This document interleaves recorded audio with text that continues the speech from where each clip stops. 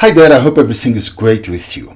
A few months ago, I found myself in the middle of a storm. With the war, flights were being cancelled everywhere and people were getting stranded. Although I was spared from that situation, I learned a lot. It felt like an advanced course on anxiety and life itself.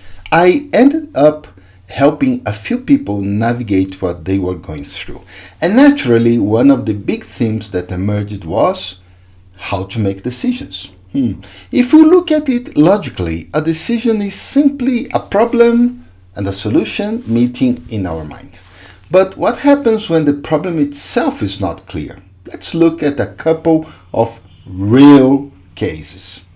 Some people had flights through the Middle East, one of the main targets in the conflict. Their approach? Constantly checking their flights. Yeah, even 6 days in advance. Every day more cancellations, and with that, more anxiety. Another case, a partially cancelled flight. What does that even mean? The route was Delhi to Mumbai, Middle East, Istanbul, and final destination. And the cancelled part was right in the middle. So in reality, the whole ticket became useless. Rebooking? Around $1,000. If the problems weren't even clear, what about the solutions? Looking back now, I can see something important. Whatever response came up was the one that had to come. No one could be blamed, even so it was wrong. No one could claim to be someone else's savior, even so it was right. This was uncertainty in its purest form. And still somehow support happened. So here are a few reflections, maybe useful if you ever find yourself or others in a situation like this. In moments of uncertainty, crisis, or chaos, avoid positioning yourself as the one with all the answers. You're not. Talk to people, especially those going through it. Think with them, not for them. When someone proposes a solution, honor it.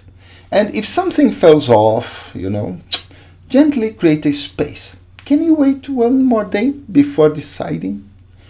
When a decision is made, support it with good wishes. Sometimes that's more powerful than the certainty you don't have. Flow with whatever is happening, not passively but without resistance.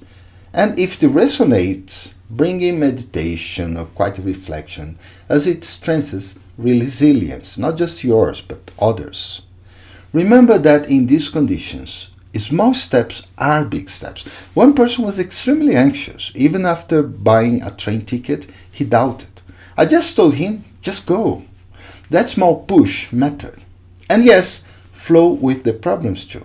Later, when he got another flight, doubt came back. I told him, you have the ticket. If no email comes from the airline, just go to the airport. He went. At some point, he texted me. It wasn't possible, there are bombs. I was in the air and I couldn't reply. When I landed, I saw a photo with the boarding passes. He made it. So if this ever happens to you, flow a little more without losing your sense of responsibility, of course. And if possible, find someone who is not inside your storm. Because from the outside, clarity comes much easier. Okay, I hope this is useful or will be useful at some point in your life. Take care. Big hug. See you. Bye-bye.